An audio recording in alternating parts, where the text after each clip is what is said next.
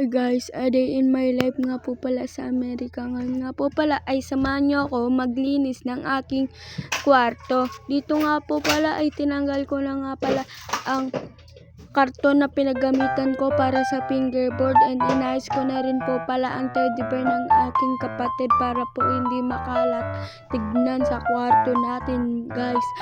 And dito nga po pala guys, inayos ko na rin po pala ang aking teddy bear dyan na lion, and yung higaan ko din pala pinagpagan ko na nga rin po pala para hindi po madumi, and inayos ko na rin po pala ang electric fan ko dyan kahit malamig naman.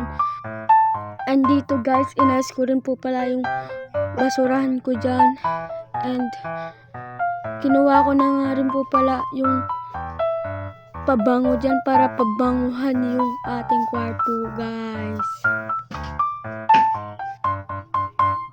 Dito guys, tapos na nga po pala tayo mag-ayos sa ating kwarto, and sunod naman natin puntahan sa labas para ipakita sa inyo kung gaano kaganda. Yun lang guys, bye bye, thank you for watching.